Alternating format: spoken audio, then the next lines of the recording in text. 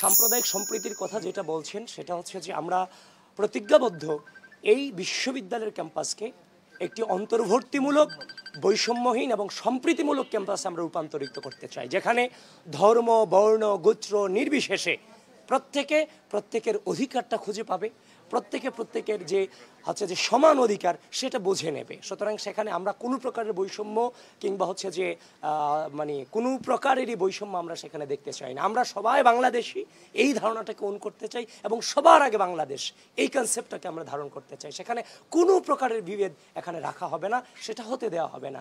একজন যে কোনো ধর্মের, যে কোনো বর্ণের, যে কোনো গোত্রের মানুষ আমরা একসাথে বসবাস করব এবং সে অধিকারটা এবং এই যে সাম্প্রদায়িক সম্প্রীতির একটা উজ্জ্বল দৃষ্টান্ত ঢাকা বিশ্ববিদ্যালয় থেকে গোটা বাংলাদেশে আমরা সেটা প্রতিস্থাপন করতে চাই। এই টার্গেট আমাদের আছে। সম্প্রীতির জন্য থ্রেট আমার দৃষ্টিকোণ থেকে সেটা আমরা দেখতে পাচ্ছি না, তবে ঢাকা বিশ্ববিদ্যালয়ের সকল ধর্ম বর্ণ গোত্র নির্বিশেষে তাদেরকেই বেছে নেওয়া উচিত যারা কোনো প্রকার সাম্প্রদায়িক ইস্যুতে কিংবা কোনো বিভাজনে কিংবা সকলের অধিকারের ব্যাপারে যারা সোচ্চার থাকবে তাদের বেছে নেওয়া উচিত। এবং বিগত যারা প্রার্থী হয়েছে কিংবা যারা ক্যান্ডিডেট আছে তাদের সম্পর্কে ঢাকা বিশ্ববিদ্যালয়ের স্টুডেন্টরা যথেষ্ট অবগত আছে। সব কিছু মিলে বিগত সময়ের সকল ডাটা কালেকশন করে তাদের রিসার্চ করে সেরকম প্রার্থীদেরকে বেছে নেওয়া উচিত, এটাই আমি মনে করি। আর আমাদের জায়গা থেকে, আমাদের প্যানেল থেকে আমরা সাম্প্রদায়িক সম্প্রীতির জায়গাটাতে সর্বোচ্চ জোরদার করবো। এখানে আমরা ঢাকা বিশ্ববিদ্যালয়ের জায়গাটা থেকে যদি আমরা সেই জিনিসটা প্রতিষ্ঠিত করতে না পারি, গোটা বাংলাদেশ আমাদের কাছ থেকে কী শিখবে? কারণ এই ডাকসু নির্বাচন তো এখন গোটা বাংলাদেশের ম্যাটার হয়ে গেছে। গোটা বাংলাদেশের মানুষ এই ডাকসু নির্বাচনের দিক তাকিয়ে আছে। সুতরাং ডাকসু নির্বাচনের দিক যেমনভাবে গোটা বাংলাদেশের মানুষ তাকিয়ে আছি, ঠিক একইভাবে আমরা যেন গোটা বাংলাদেশের জন্য একটা মডেল হতে পারি, যে আমরা যেন এত কালের যে অপসংস্কৃতিগুলো আছে এগুলোর এগেনস্টে যেন একটা সুন্দর পরিবেশ উপহার দিতে পারি, সেই আশাটাও কিন্তু বাংলাদেশের মানুষ আমাদের কাছ থেকে করে।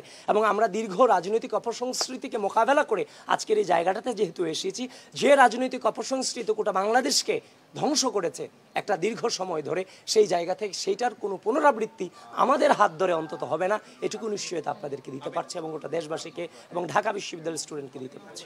দেখেন, ঢাকা বিশ্ববিদ্যালয়ের শিক্ষার্থী ছাড়া সেখানে তো আর কারো ভোটাধিকার প্রয়োগ করার কোনো সুযোগ নেই। আমরা বিশ্বাস করি গণতন্ত্রে, আমরা বিশ্বাস করি ভোটাধিকারে। আমরা দেখেছি এর আগেও ফ্যাসিস্ট হাসিনা বিভিন্নভাবে সে অনেক ভালো, বারবার বিভিন্নভাবে সে এস্টাবলিশ করার চেষ্টা করেছে। সুতরাং জনমত প্রতিফলিত হয় ভোটাধিকারের মধ্য দিয়ে। আমরা সেই ভোটাধিকারকে সম্মান জানিয়ে এবং সেই ভোটাধিকারের জন্য একটা দীর্ঘ সময় ধরে লড়াই সংগ্রাম করেছি এবং সেই ভোটাধিকার ঢাকা বিশ্ববিদ্যালয় থেকে সূচনা হতে যাচ্ছে গণতন্ত্র এবং ভোটাধিকারের। আমরা সেই 9 সেপ্টেম্বর ঢাকা বিশ্ববিদ্যালয়ের শিক্ষার্থীদের ভোটাধিকারের উপর আমরা আস্থা রাখছি। সেই পর্যন্ত আপনারা অপেক্ষা করুন। সুতরাং অন্য কোনো ম্যাটারে আমরা আপাতত কোনো কনসার্ন দিচ্ছি না। ক্লাসরুমে সরাসরি প্রচারণা শুধু গতকালকে না, এর আগেও আমরা দেখেছি অনেক হেভিওয়েট প্রার্থী সরাসরি ক্লাসরুমে প্রচারণা চালিয়েছে। এটা সুস্পষ্টভাবে নির্বাচনী আচরণবিধি লঙ্ঘন। সেটা দেখলাম যে মোটামুটি অনেক পত্রিকাতেও সেই নিউজটা এসেছে। সুতরাং যেহেতু আপনাদের কাছে এসেছে, আমার কাছে এসেছে, নির্বাচন কমিশনের কাছে অবশ্যই গিয়েছে, এখন তারা কি ব্যবস্থা গ্রহণ করেছে সেটা তারা বলতে পারে। অবশ্যই তাদের আমাদের জায়গা থেকে যে মৌখিকভাবে আমরা জানিয়েছি এগুলো, যে আপনারা, কিন্তু এর বিরুদ্ধে কোনো ব্যবস্থা এখনো পর্যন্ত আমরা দেখতে পাইনি। আপনার কাছে একটা প্রশ্ন, আপনারা যারা 5ই আগস্টের পূর্বে আপনি বলেছিলেন কেউ কাউকে ছেড়ে যান না, এই যে আপনারা একাত্মতা হয়ে যেই আন্দোলনটা করেছিলেন, এই আন্দোলনে আপনারা ট্যাগিং ফ্রেমিং সব কিছু ভুলে গিয়ে একসাথে ছিলেন, কিন্তু এরপরে আমরা দেখেছি একজন আরেকজনকে অযাচিতভাবে ট্যাগিং ফ্রেমিং করছেন আপনারা একে অপরকে, প্রত্যেক দলের নেতারাই করছেন। তো গত 2-3 দিন আবার একটু নীরব আমরা দেখতে পাচ্ছি, আপনারা কি সেই জায়গা থেকে চলে আসছেন যে ট্যাগিং ফ্রেমিং আর করবেন না আপনারা? দেখেন, ট্যাগিং ফ্রেমিং এর যে কথাটা বলা হয়, 5 আগস্ট পরবর্তী সময়ে যে জিনিসটা নিয়ে বিশ্ববিদ্যালয়ের বিভিন্ন ক্যাম্পাসগুলিতে অনৈক্যের জায়গাটা তৈরি হয়েছে, সেটা হচ্ছে যে রাজনীতিকরণের একটা অপচেষ্টা হয়েছে। সেটা কিন্তু আপনারা সকলেই জানেন।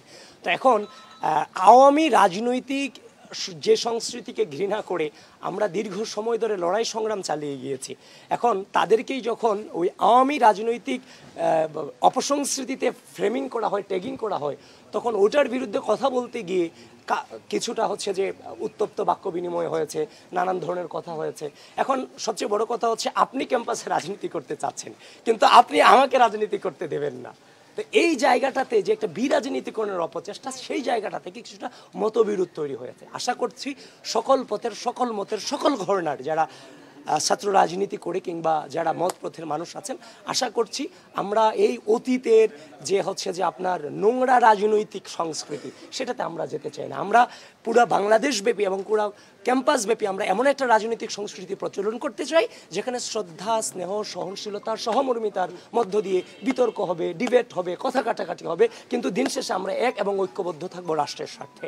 এবং এই যে আমরা যাচ্ছি বিভিন্ন হলগুলোতে যাচ্ছি, আমি এখন মহসিন হলের ডোর টু ডোর আমি প্রচারণা করছি, আপনাদের সাথে কথা বলছি, মেয়েদের হলগুলোতে প্রজেকশন মিটিংগুলোতে যাচ্ছি, প্রচুর পরিমাণে প্রশ্ন আসছে, বিতর্ক হচ্ছে, আমরা তাদের প্রশ্নগুলোর অ্যান্সার দিচ্ছি, ঠান্ডা মাথায় আমরা অ্যান্সার দিচ্ছি, তারা খুব হচ্ছে যে জোরালো প্রশ্ন আমাদের দিকে ছুড়ে দিচ্ছি। এই যে সহনশীলতা, তাদের কাছে আমরা শুনছি, জবাবদিহিতা করছি, জবাবদিহিতা করে ওইখান থেকে বেরিয়ে আসছি, এরকম একটা পরিবেশের তো আমরা চেয়েছিলাম। সেখানে প্রচুর পরিমাণে তর্ক বিতর্ক হবে, কিন্তু রাষ্ট্রের স্বার্থে আমাদের ঐক্যবদ্ধতা জায়গায় আমরা স্থির থাকবো। আমাদের এক হাতে থাকবে কলম, আরেক হাতে থাকবে রাষ্ট্রের সার্বভৌমত্ব রক্ষা করার অঙ্গীকার। এটাতে আমরা বিশ্বাস করি। আজকে তো ভিপি ডিবেট, সেই ডিবেটে আপনি আসলে কোন বিষয় তুলে ধরবেন?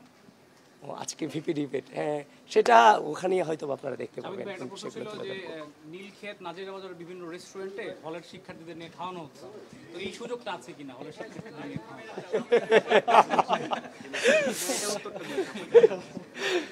এই সুযোগটা আসলেই নাই, কিন্তু কারা গিয়ে খাচ্ছে এখন তো ওইভাবে ধরানোর সুযোগ নাই। সে যদি বলে যে আমি নিজের টাকায় খাচ্ছে, তাকে আপনি কিভাবে ধরবেন? তো যাই হোক, এগুলো নিয়ে আপনারা কথা বলেন, নির্বাচন কমিশনের সাথে কথা বলেন, এই নিয়ে আমার কোনো মন্তব্য নাই।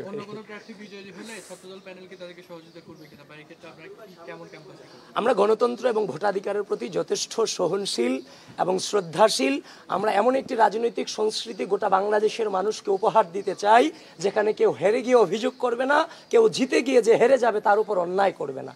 সামগ্রিকভাবে যেই জিতে যাবে সবাই যেন জিতে যায়, সবাই যেন সম্মিলিতভাবে কাজ করে। আমরা ওই রাজনৈতিক সংস্কৃতির পথে এগুচ্ছি এবং আপনারা সহযোগিতা করেন, আমরা ওইটাই বাস্তবায়ন করবো ইনশাআল্লাহ।